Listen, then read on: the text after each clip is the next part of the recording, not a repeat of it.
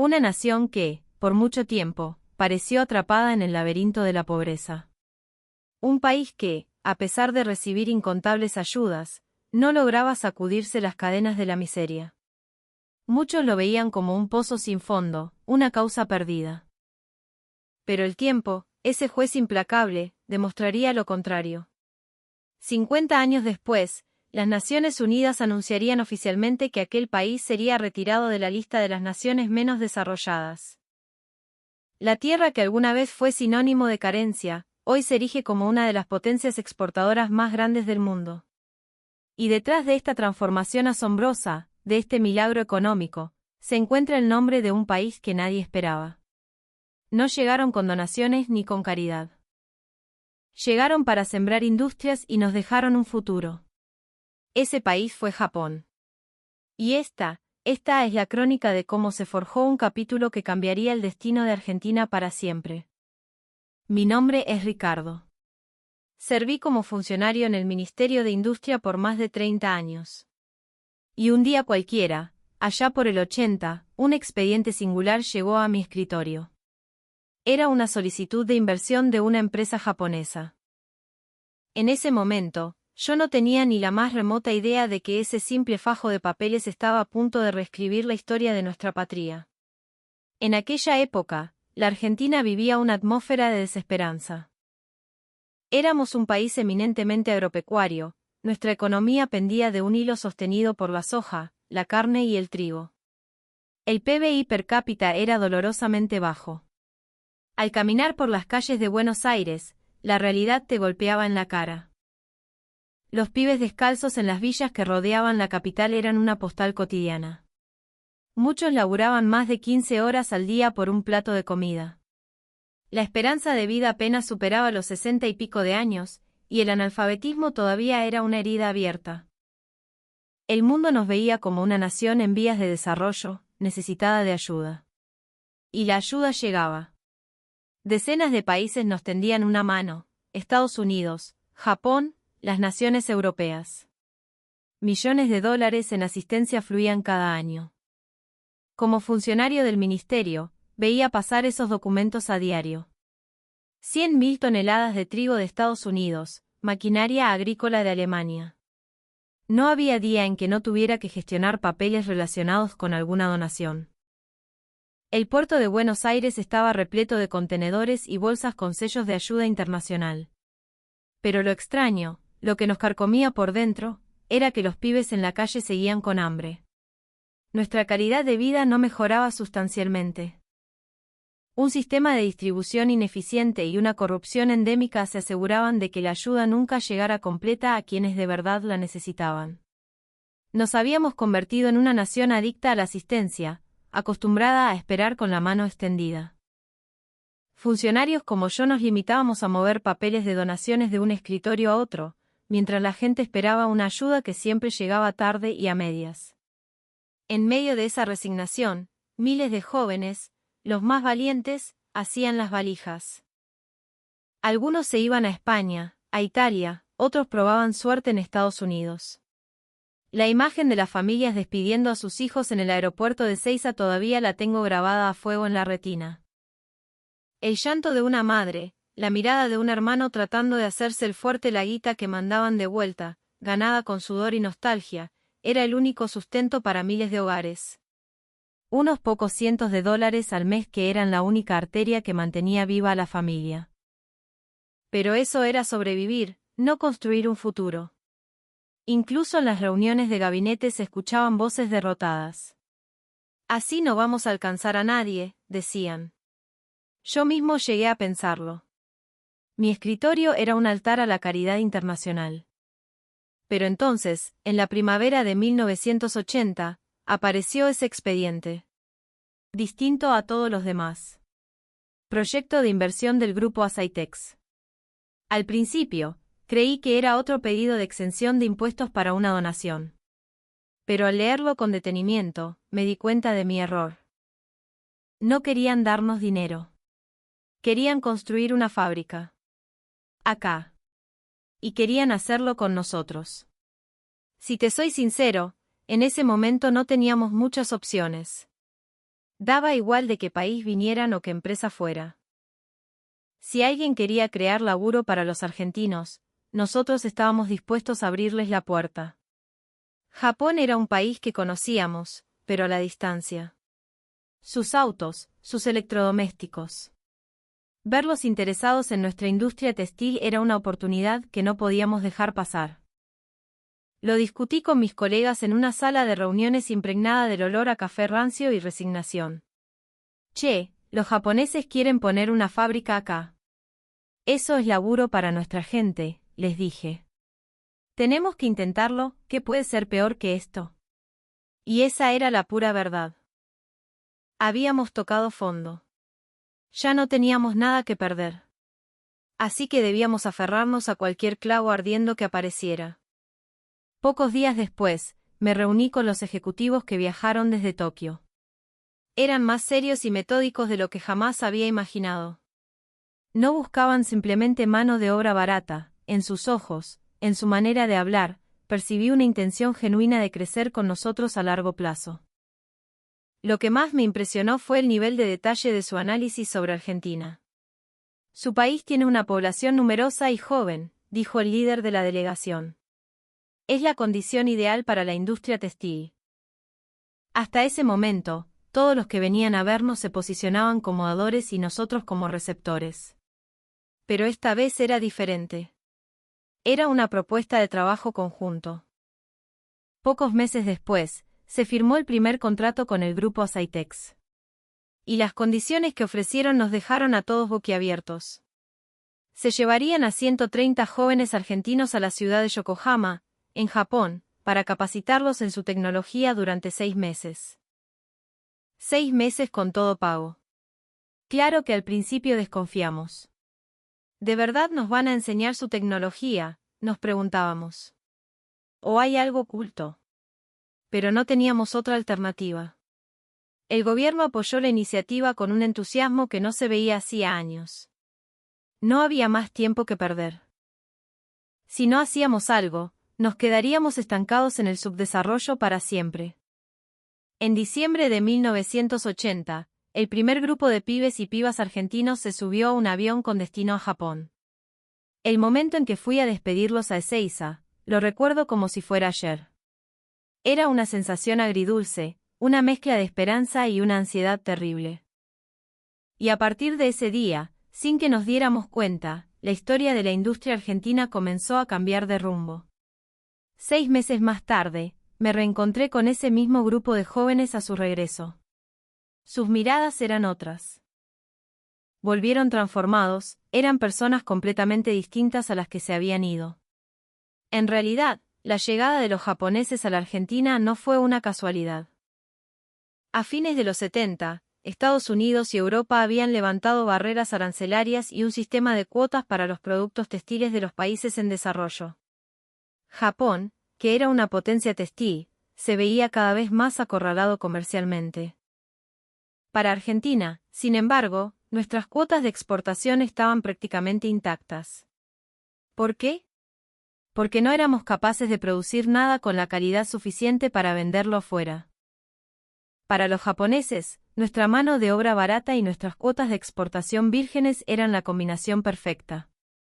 Un muchacho que regresó, un pibe de Avellaneda llamado Mateo, me lo contó con un brillo en los ojos que nunca le había visto. Ricardo, la fábrica de allá y las de acá son 2 mundos distintos. Allá todo funciona con la precisión de un reloj suizo, ¿entiende? Me dijo que durante esos 6 meses aprendió el proceso completo, desde coser una manga hasta la logística de exportación. Nos levantábamos a las 6 de la mañana y estábamos en la fábrica hasta las 10 de la noche. Al principio fue durísimo, un sacrificio enorme. Pero cuando empezás a entender el sistema es increíble, es una sinfonía. Podía sentir la confianza en su voz, una seguridad que no tenía cuando se fue. Otra chica, Sofía, me habló del control de calidad. Allá revisan cada prenda, pero cada una, con una lupa casi.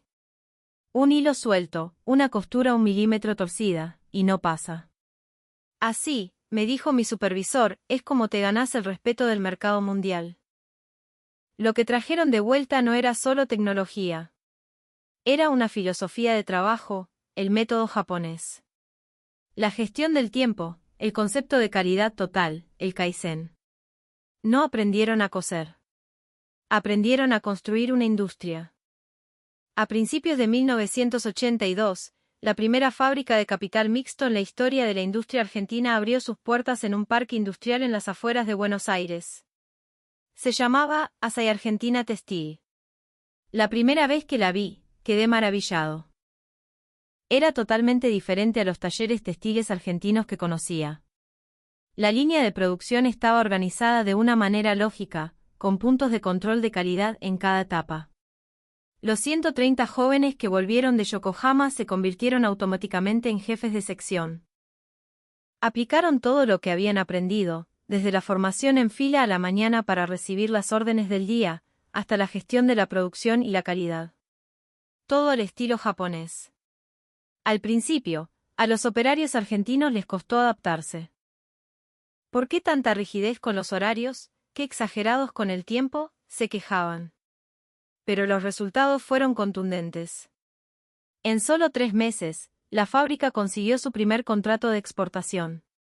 Una empresa de ropa de Suecia hizo un pedido de 10.000 camisas. El momento histórico en que las primeras cajas con la etiqueta «Hecho en Argentina» fueron embarcadas rumbo a Europa sentí que el corazón se me salía del pecho. Lo habíamos logrado. Ya no éramos solo un país que recibía ayuda. Éramos un país que producía para venderle al mundo. Dentro de la planta, todo funcionaba como un mecanismo de relojería. Cientos de máquinas de coser trabajaban en una perfecta coreografía de sonidos y movimientos. Cada operario estaba concentrado en su tarea. Aquello no era solo una fábrica, era una escuela industrial viva. El sistema de calidad japonés era especialmente impresionante. Cada paso tenía un supervisor. Si se encontraba un producto defectuoso, había que detener la línea, encontrar la causa y solucionarla de inmediato. La filosofía japonesa de que la calidad es la vida se había instalado en el conurbano bonaerense. Unos meses después, llegaron el segundo y el tercer pedido. Alemania, Holanda, Dinamarca. Las marcas de ropa de toda Europa empezaron a interesarse por los productos argentinos. Nos elogiaban por la buena calidad y el precio razonable. El ambiente en el gobierno cambió por completo. Parecía que el modelo japonés de verdad funcionaba. Mis colegas, que antes dudaban, ahora se mostraban entusiastas y ofrecían todo su apoyo. La imagen más conmovedora para mí era ver a los jefes de sección que habían vuelto de Yokohama enseñando a los nuevos operarios. Transmitían lo que habían aprendido sin guardarse nada. Era la imagen de la transferencia de conocimiento, de persona a persona. Mi propia percepción cambió radicalmente. Esto era diametralmente opuesto a la ayuda que habíamos recibido durante décadas. No nos daban dinero ni cosas. Estaban transformando a nuestra gente. Y esa gente estaba, a su vez, transformando a otros. A fines de 1983, las exportaciones de Asai Argentina Textil superaron el $1.000.000. Para un país que había dependido casi exclusivamente del campo, era un éxito monumental. En ese proceso, me di cuenta de que lo que Japón nos había dado no era una fábrica. Nos había dado esperanza. Nos había dado la confianza de saber que nosotros también podíamos. Y esa confianza se estaba contagiando. Era la primera vez que un modelo que combinaba industria, tecnología y educación echaba raíces en suelo argentino. No era caridad. Era construir una industria. Y la nación que lo hizo posible fue Japón. Una tarde de 1984, fui a visitar un pequeño taller de costura en un barrio antiguo de Buenos Aires. Porque, en realidad, Argentina ya tenía talleres textiles. Eran pequeños emprendimientos familiares, lo que llamábamos talleres de garaje. El taller, Confecciones Don Osvaldo, era un buen ejemplo. 15 máquinas de coser apretujadas en la planta baja de una casa tipo chorizo. Las operarias trabajaban sin apuro, con la radio de fondo. La producción principal eran camisas y remeras para vender en la Feria de la Salada o en la calle Avellaneda. Don Osvaldo, el dueño, me hizo recorrer el lugar y me dijo: Ricardo, nosotros hacemos ropa hace más de 20 años, ¿por qué no podemos ser como la fábrica de los japoneses? Para responderle, comparé ambos lugares en mi cabeza, detalle por detalle. Las diferencias saltaron a la vista de inmediato. La primera era el concepto del tiempo. En el taller de Don Osvaldo, los empleados llegaban de a poco, cerca de las 9. Durante el día, paraban para tomar mate, para charlar. ¿Qué tanto apuro con el tiempo, Ricardo?, me preguntó Osvaldo. Si total lo que hacemos se vende acá en el país. Un día más, un día menos, no cambia nada. Ese era el primer problema. La segunda diferencia era la ausencia total de un estándar de calidad. Agarré una camisa que acababan de terminar. Hilos sueltos, ojales torcidos, costuras irregulares. Y, para lo que es, está bastante bien, ¿no cree?, pensaba Osvaldo. Entre nosotros los argentinos no nos fijamos en esas pavadas. Ese era otro problema. Y el tercero, el más profundo, era que el sueño de exportar ni siquiera existía. La moda de los europeos, ¿qué vamos a saber nosotros? El papelerío es un quilombo, decía Osvaldo, viendo la exportación como algo ajeno, para otros. Pero la fábrica de estilo japonés era la antítesis de todo eso.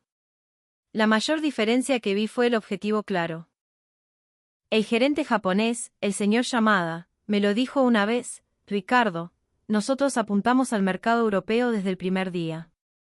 Tenemos que fabricar un producto de calidad que un alemán esté dispuesto a comprar.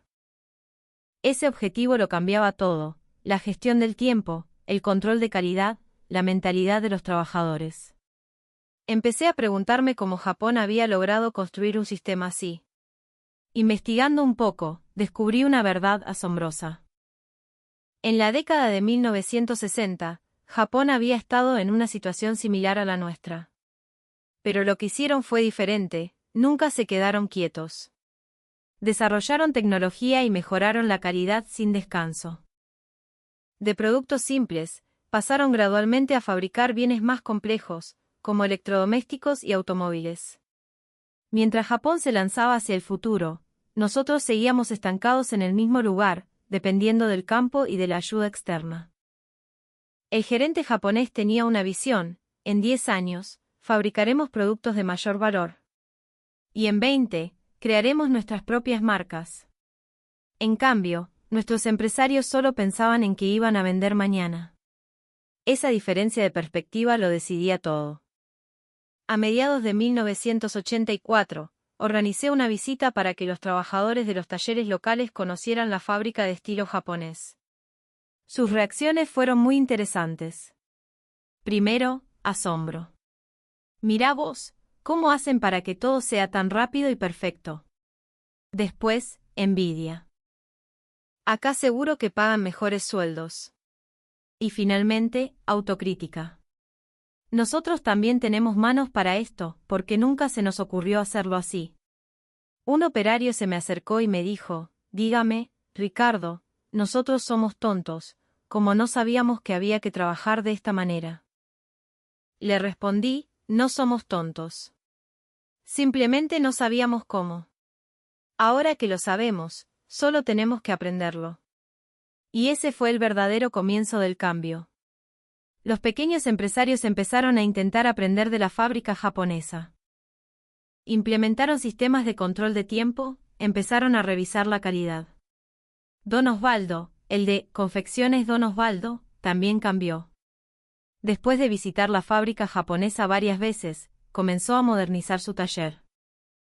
Ahora nosotros también queremos probar con la exportación, me dijo un día. Redacté un informe para el ministerio y me di cuenta de la verdad: lo que necesitábamos no era dinero, era un método. El corazón del sistema japonés era muy simple: objetivos claros, gestión sistemática y mejora continua. Qué increíble que nunca antes hubiéramos entendido esos principios tan básicos. Para fines de 1984, varios talleres locales ya estaban consiguiendo pequeños contratos de exportación. El viento del cambio había comenzado a soplar.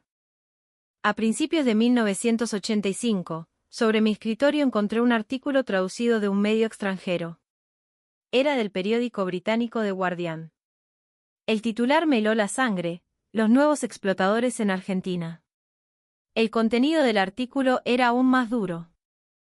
Las empresas japonesas están utilizando la mano de obra barata de Argentina para amasar fortunas. Los trabajadores deben laborar 12 horas al día por salarios inferiores a $1. Los medios extranjeros llamaban a Japón un colonizador de la nueva era.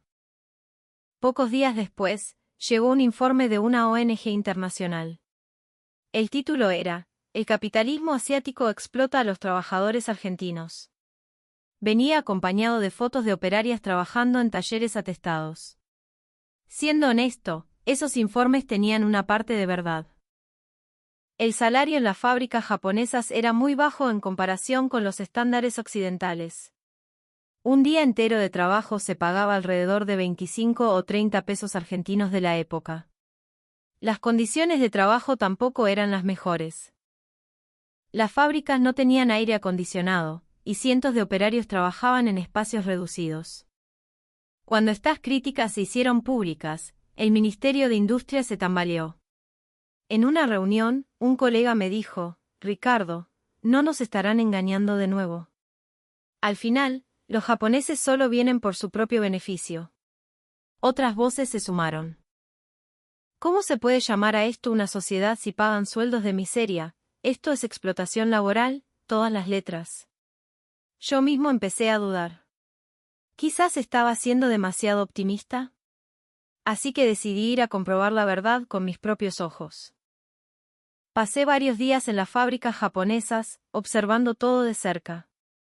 En Asahi Argentina Testí, estuve desde las 8 de la mañana hasta las 8 de la noche. El tema del salario bajo era cierto. Pero lo importante era compararlo con la situación anterior. Antes de empezar a trabajar ahí, la mayoría de esas mujeres estaban desempleadas. Hablé con una operaria, una chica de 22 años llamada Malena. Antes no tenía laburo, ¿sabe? Estaba en casa todo el día, sin saber qué hacer. Ahora por lo menos tengo un sueldo fijo todos los meses. Sus palabras me conmovieron. Aunque sea poca guita, para nosotras es un montón. Ahora puedo ayudar a mis hermanos para que estudien. Lo que vi en esa fábrica fueron jóvenes aprendiendo un oficio, con una nueva luz en la mirada. Vi a un técnico japonés, el señor Tanaka, enseñando con una paciencia infinita a una operaria argentina cómo usar una máquina de coser industrial. Tenés que coser así, ¿ves? Para que la costura quede pareja. Los europeos son muy exigentes con esto. El señor Tanaka compartía su conocimiento sin reservas. Si esto fuera explotación pura y dura, no habría razón para enseñarles tecnología. Simplemente les ordenarían hacer tareas repetitivas y sencillas. Pero no, los japoneses querían que los trabajadores argentinos se convirtieran en mano de obra calificada. Al día siguiente, visité la casa de una de las trabajadoras. El hogar de Malena era una casita humilde de madera y chapa, pero noté cambios respecto al año anterior. Recién el año pasado nos pusieron la luz eléctrica, me dijo su madre. Lo que más me impactó fue ver al hermano menor de Malena con un guardapolvo blanco impecable, listo para ir a la escuela. Desde que mi hermana trabaja en la fábrica, yo puedo ir al colegio, me dijo el pibe. Al ver a sus hijos pudiendo estudiar, vi la esperanza. Aunque todavía eran pobres, sus hijos tenían un futuro. Después de varios días de observación, entendí la diferencia fundamental entre explotación y oportunidad. Si fuera explotación, no habría transferencia de tecnología. Si fuera explotación, no habría aumentos de sueldo basados en la habilidad. Y lo más importante, si fuera explotación, no permitirían que los locales ascendieran a puestos de gerencia. Pero los jóvenes argentinos que habían vuelto de Yokohama ya eran gerentes de nivel medio. Un mes después, en una reunión en el ministerio, presenté mi informe. La realidad en el terreno es muy distinta a la que pintan los diarios. Japón no nos está explotando. Está intentando crecer junto a nosotros. Expliqué que lo crucial no era la cantidad de dinero que recibían, sino lo que estaban aprendiendo. No solo teníamos trabajo, estábamos adquiriendo tecnología y sistemas de gestión. A partir de ese día, comprendí con claridad la diferencia entre ayuda e inversión. La ayuda es una relación entre un dador y un receptor, una dependencia unilateral. Pero las empresas japonesas estaban construyendo una relación de socios. Con el paso de los meses, la opinión pública también empezó a cambiar. A medida que más familias tenían a alguien trabajando en las fábricas japonesas, la experiencia directa se empezó a correr de boca en boca. Los japoneses te enseñan de verdad, che. No te miran por encima del hombro. A fines de 1985, estaba convencido. Japón no era un explotador. Era un socio. Ellos obtenían beneficios de nosotros, eso era cierto. Pero al mismo tiempo, nosotros estábamos creciendo. No solo nos estaban usando, estaban caminando a nuestro lado. Y esa diferencia estaba a punto de cambiarlo todo. En 1986, la noticia del éxito de Asahi Argentina Textil se extendió por toda la industria textil de Japón. Y otro gigante industrial comenzó a moverse. Era Taiyo Corporation. Pero su enfoque era radicalmente distinto al de Asahi. Taiyo Corporation planeaba una inversión masiva, financiada enteramente por ellos. No iban a construir solo una fábrica. Iban a construir una ciudad industrial entera en la zona de la ribera del Paraná, en el eje Zárate-Campana. Todavía recuerdo mi asombro cuando fui a ver el terreno destinado al proyecto. Era un campo baldío, pastizales que se perdían en el horizonte. Un ejecutivo de Taiyo me dijo, señalando la nada, sobre esta tierra no solo construiremos fábricas. Construiremos viviendas, un hospital y escuelas. En ese momento, no le creí. Pero 6 meses después, cuando volví, el milagro había comenzado. Las topadoras nivelaban el terreno, se estaban colocando los cimientos de forma sistemática. La filosofía de Taiyo era diferente, no solo construían una fábrica, sino un ecosistema completo. Había una zona industrial, una zona residencial, una zona comercial y amplios espacios verdes. En la primavera de 1988, la primera fábrica estuvo terminada. Su tamaño era 10 veces mayor que la de Asahi. Podía emplear a 5.000 personas de una sola vez. Pero lo más asombroso era el diseño de la planta, una iluminación perfecta, pasillos anchos e incluso un sistema de climatización. Un trabajador debe estar cómodo para poder producir un artículo de calidad. Esa era la filosofía de Taiyo. La reacción de las marcas globales fue inmediata.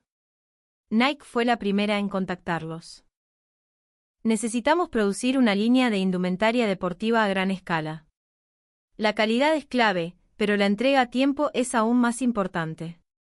La única empresa capaz de cumplir con condiciones tan estrictas era Taiyo Corporation. Después, The North Face, Columbia, Patagonia, las marcas de ropa para actividades al aire libre más famosas del mundo fueron firmando contratos. Ese fue el momento en que Argentina comenzó a posicionarse como una base de producción clave para la indumentaria deportiva mundial. Pero la verdadera innovación de Taiyo fue la creación de una comunidad. No solo construyeron fábricas, se hicieron responsables del bienestar integral de sus empleados. Construyeron un hospital de 200 camas dentro del parque industrial. Los trabajadores y sus familias recibían atención médica gratuita. Trajeron médicos de Japón para garantizar un alto nivel de tratamiento. Construyeron escuelas, desde primaria hasta secundaria, para los hijos de los trabajadores. Y también un instituto técnico superior para los propios empleados. Allí no solo enseñaban costura, enseñaban diseño de patrones, ciencia de los materiales e incluso administración de empresas. En 1989, todavía recuerdo la impresión que me causó visitar ese instituto técnico por primera vez. Mujeres de 20 y pico de años estaban en un aula aprendiendo inglés para poder comunicarse directamente con los clientes extranjeros. Sarita, de 23 años, me dijo, yo ni terminé la primaria, señor. Pero acá me enseñaron a leer y a escribir bien. Ahora sé escribir mi nombre en inglés. Construyeron viviendas de forma planificada. No eran simples barracones, sino departamentos para familias, con gas, agua corriente, parques y canchas de deportes.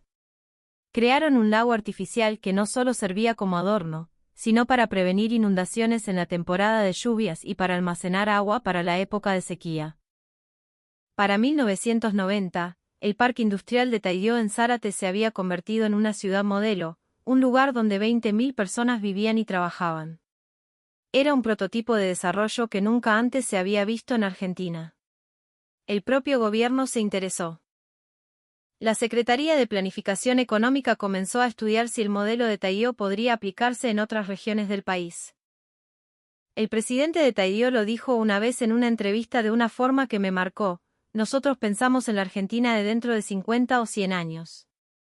Para que eso funcione, la gente de acá tiene que tener una buena vida. Si solo a nosotros nos va bien, pero la gente local sigue siendo pobre. Al final el sistema colapsa. Y así fue. Muchos de los trabajadores que se formaron en Taidió, con el tiempo, se independizaron y abrieron sus propios talleres, usando la tecnología y las habilidades de gestión que aprendieron allí. Taidió no los veía como competencia, sino como una red de socios. Para 1991, Taidió Corporation se había convertido en el mayor exportador de prendas de vestir de Argentina. Sus exportaciones anuales superaban los $100 millones.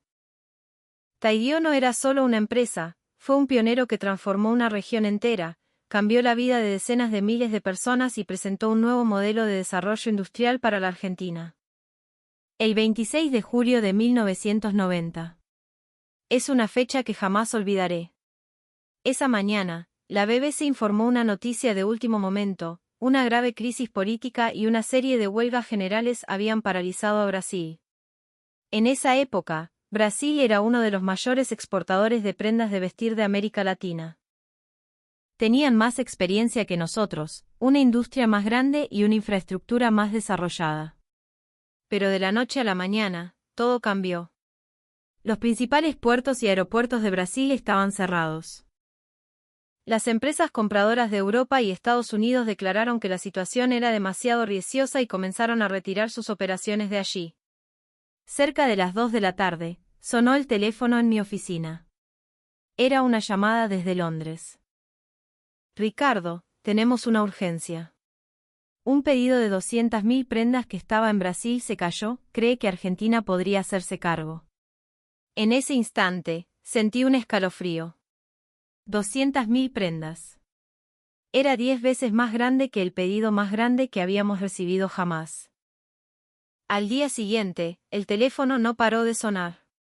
Alemania, Francia, Italia, Holanda.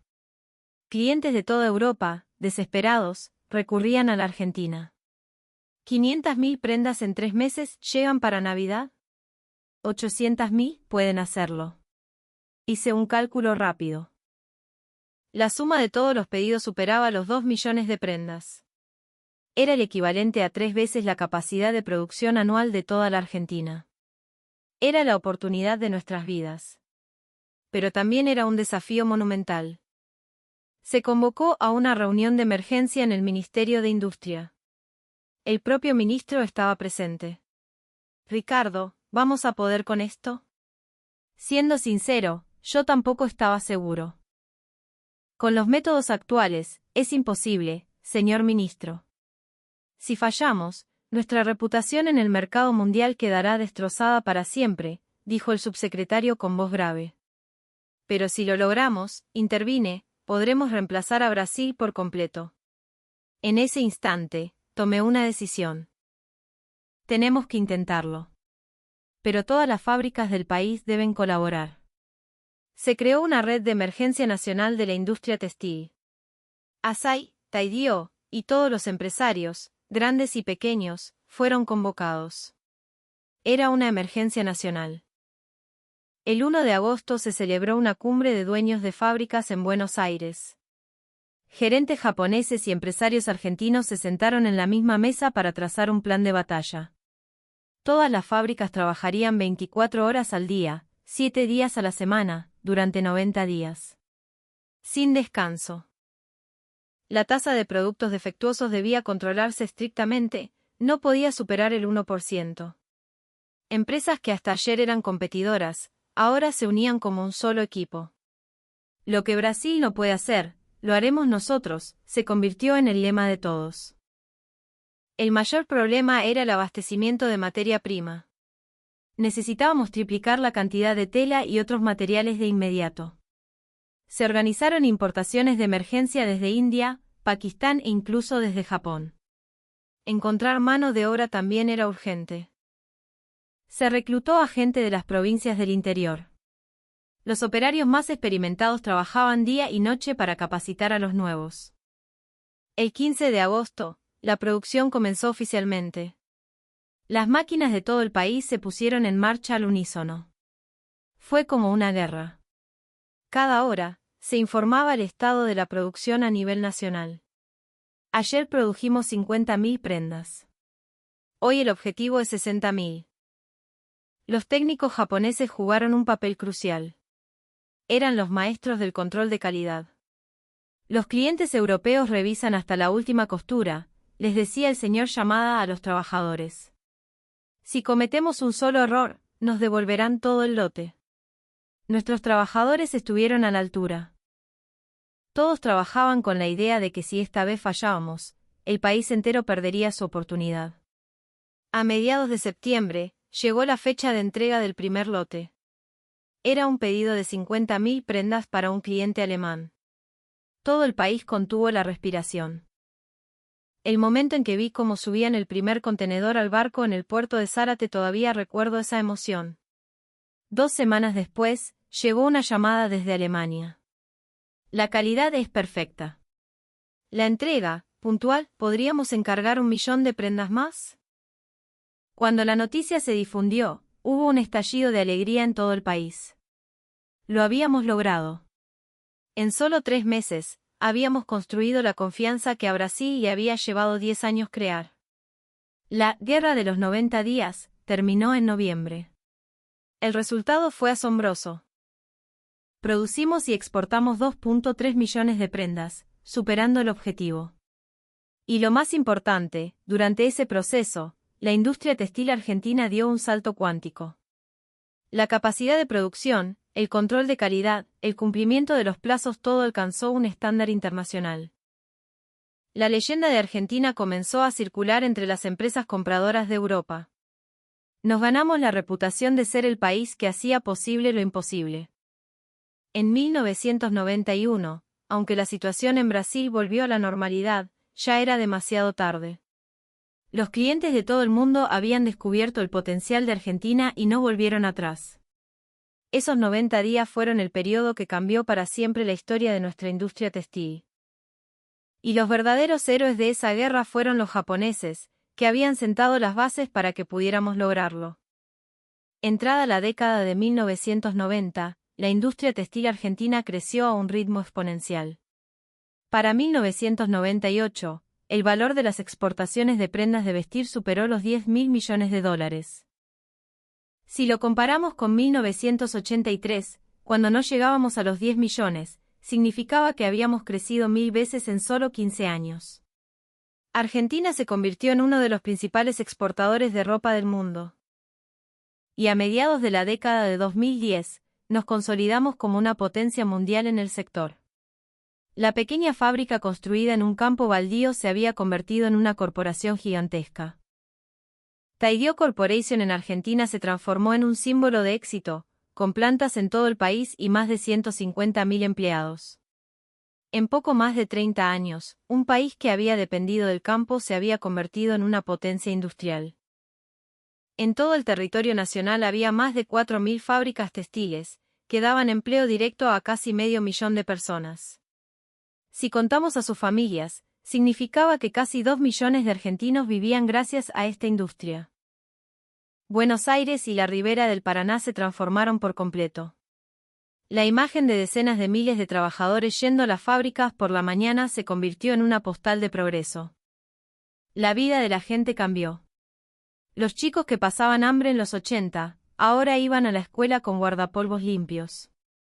La tasa de matriculación universitaria aumentó drásticamente. El gobierno utilizó los ingresos de las exportaciones para desarrollar el país, construir escuelas, ampliar las oportunidades educativas. La percepción sobre la educación de las mujeres también cambió. Para el año 2024, Argentina exportaba prendas de vestir por un valor de más de 38.500 millones de dólares, consolidando su posición como uno de los mayores exportadores del mundo. Nuestra imagen a los ojos del mundo cambió radicalmente. El país que había sido visto como una simple república agropecuaria, ahora era elogiado como el nuevo tigre económico de América Latina. La CNN nos bautizó como el próximo dragón de las Américas. El New York Times hizo un reportaje especial titulado Hecho en Argentina, la nueva potencia de la moda mundial.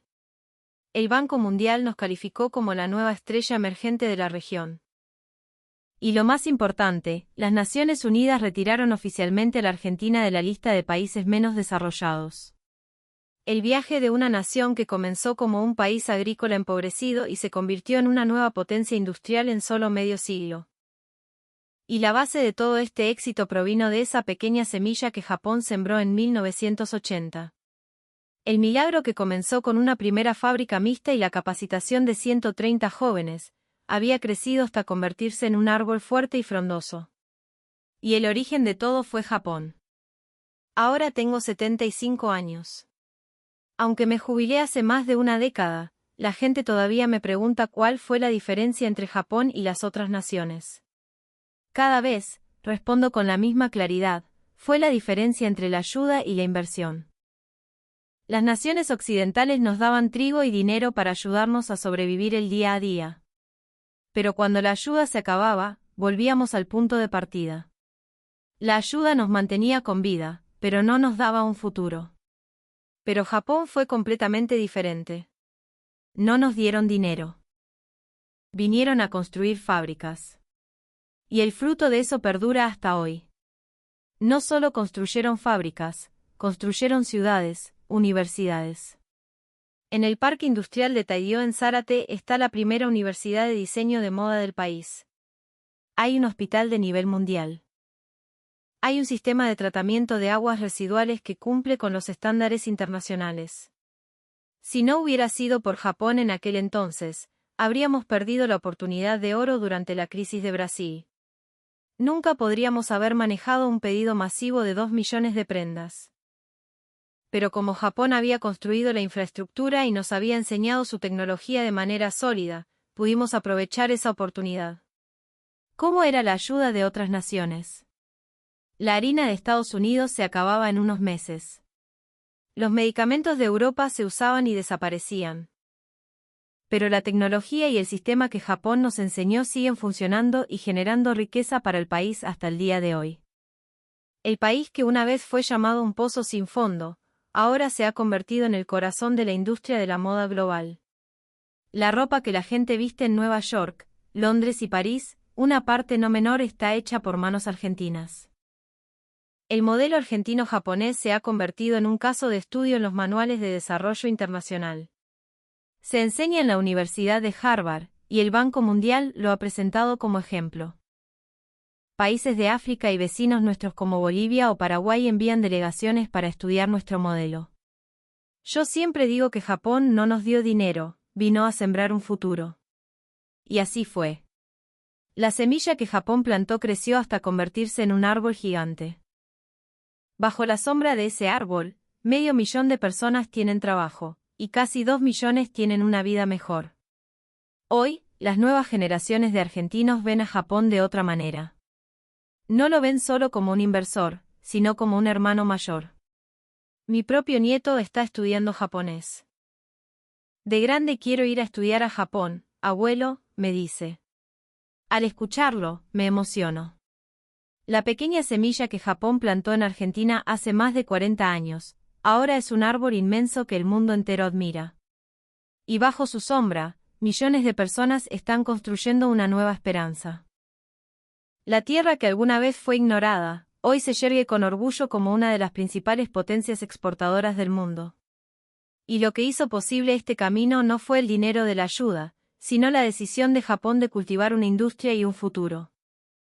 La semilla que revivió millones de vidas, ahora ha florecido en un bosque inmenso que llena de color al mundo entero.